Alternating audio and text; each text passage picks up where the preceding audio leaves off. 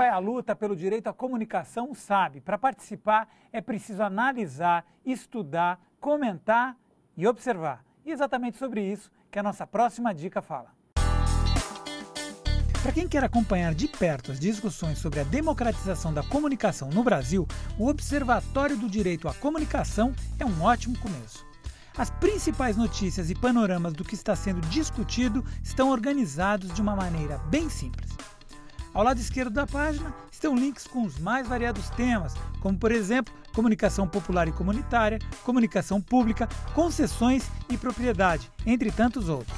Informações que ajudam a entender o mundo do rádio e da televisão e nos dão uma boa base para ajudar a formar opinião nessa importante discussão social.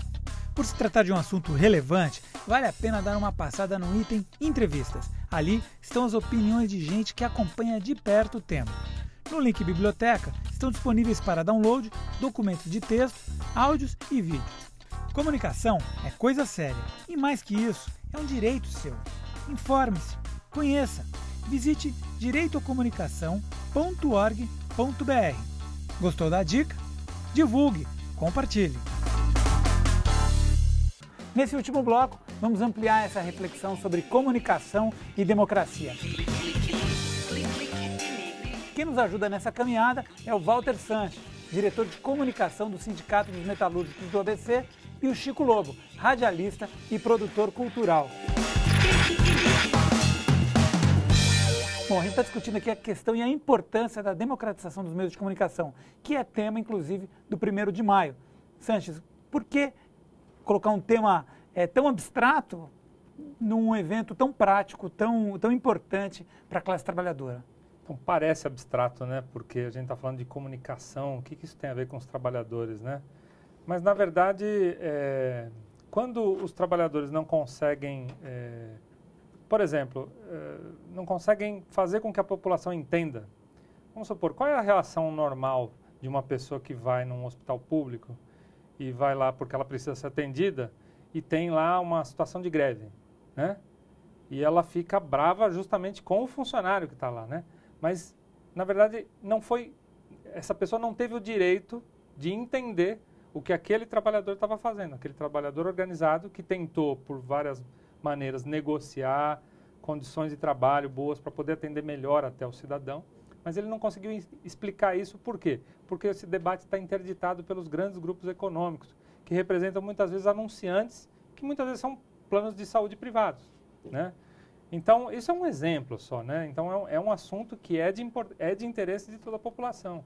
É de interesse para que nós queremos aproveitar o 1º de maio para levantar o debate sobre o tema, para que o cidadão comum perceba, né, a importância desse tema, né, de uma mãe que vê um filho que muitas vezes fica sozinho em casa à tarde e vendo programas que só falam de sangue, de morte, de assassinato, de sequestro, de acidentes, propaganda etc. infantil, propaganda com alto índice de açúcar, alimentos não saudáveis, enfim. As crianças ficam expostas a isso durante o dia inteiro, né, sem nenhum limite. As empresas, elas acham que elas têm o direito de fazer isso. Elas se autorregulamentam, né? Dizem que se autorregulamentam, né? Fazem um programa que é voltado ao público jovem, né? Muitos dos programas do público jovem, os grandes anunciantes são empresas de cerveja, né? Eu sempre lembro desse exemplo. A Alemanha é um dos maiores produtores de cerveja do mundo e a propaganda de cerveja é proibida na TV alemã. E é curioso que aumentou o volume de litros consumido pelos brasileiros. Por incrível que e pareça. aumentou tremendamente os acidentes de trânsito e as mortes. Pois é, então, são temas que a gente precisa levantar. Da onde vem esse negócio? O interesse, né? Né?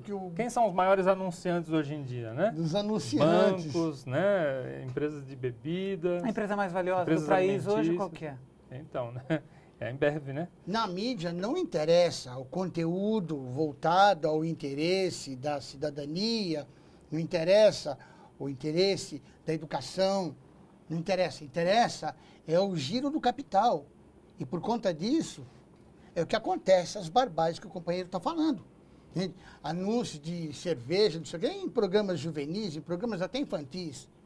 Ah, mas não fez a propaganda aqui. Eles fogem, eles fazem aquela autorregulamentação, entre aspas, Eles fogem completamente do pseudo-conteúdo para jogar a mídia dentro daquilo lá, dentro daquela mesma uma faixa etária que está assistindo aquele programa. Esse é o grande mal. Não há uma televisão aberta no Brasil, com exceção talvez da TV Cultura, tal, TV Brasil, que é outra história, né?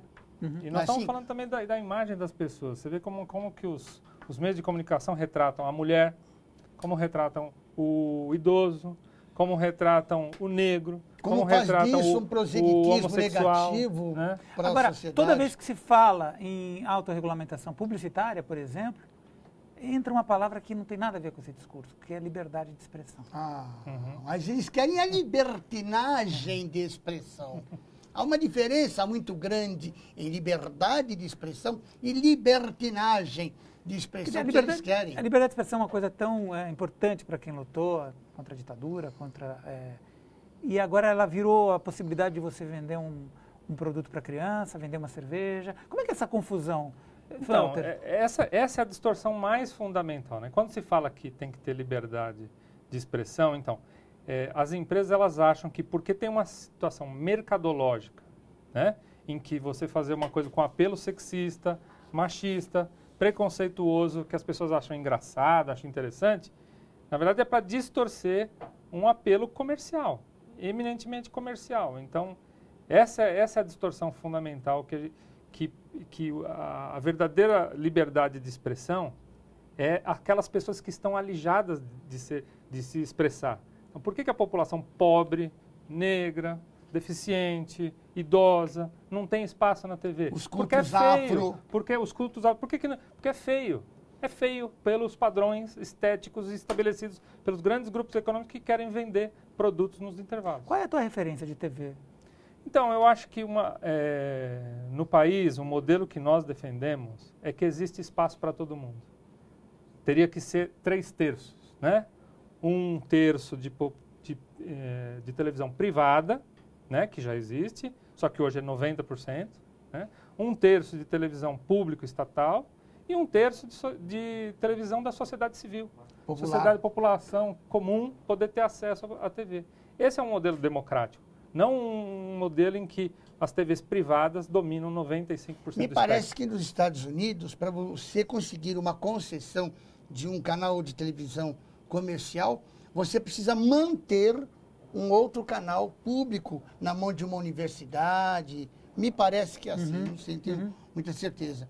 Mas eu ouvi falar que anda mais ou menos por esse. Eu acho que esse seria um modelo interessante. Tudo bem, você quer vender sua latinha de sardinha, que venda.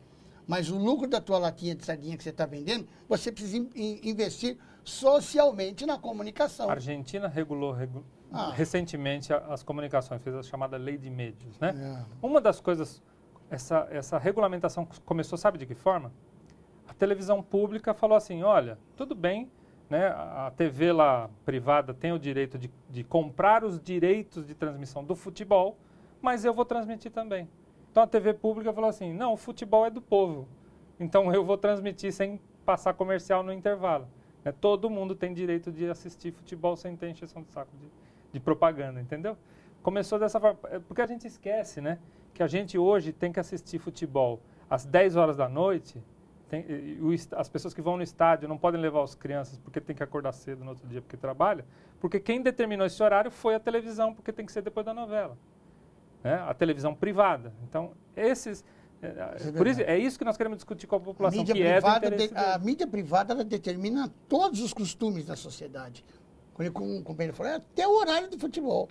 E, Walter, qual é o próximo passo nessa luta? Vai ter 1º de maio? Quer dizer, existe um movimento, o PT está se posicionando nesse sentido.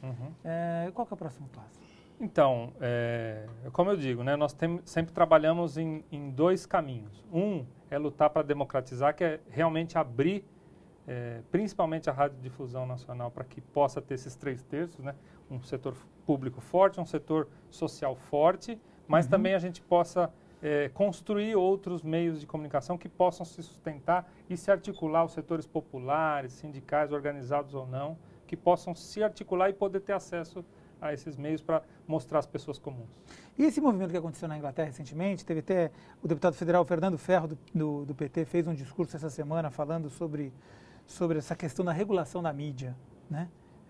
Você acha que a gente está caminhando para isso aqui também, desse controle, ou é uma luta ainda muito dura? Não estamos caminhando. Eu acho que o 1º de maio ele faz parte desse movimento para levantar o assunto e pressionar. E quem está em casa, quem está nos assistindo, que é trabalhador, que quer fazer alguma coisa, qual que é a sugestão?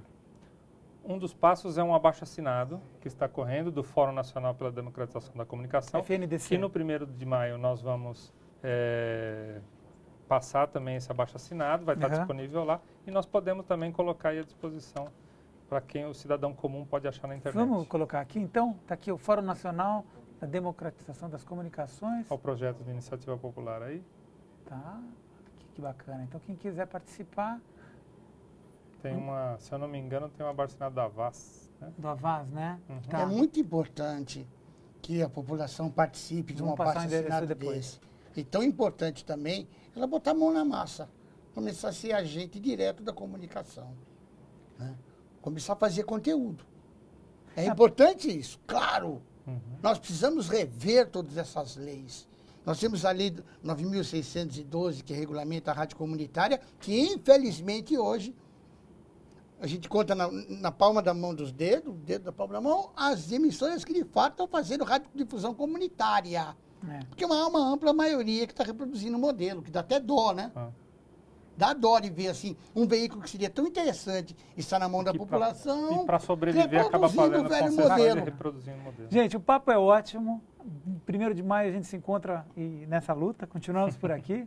E obrigado, quero agradecer a todos e obrigado a você que mais uma vez nos acompanhou até aqui. Pelo portal tvt.org.br, você tem acesso aos programas do Clique e Ligue e também à nossa programação. Acompanhe a gente também pelas mídias sociais, facebook.com/RedeTVT e no Twitter é só digitar @RedeTVT. Nós fechamos o programa de hoje com uma citação dos Cyberpunks, ativistas pela liberdade da web, que tem tudo a ver com democratização dos meios de comunicação.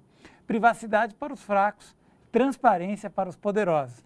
Nós vamos nos empoderar e ajudar a mudar a nossa própria realidade. A gente se encontra aqui na semana que vem ou a qualquer momento pela web. Tchau, tchau.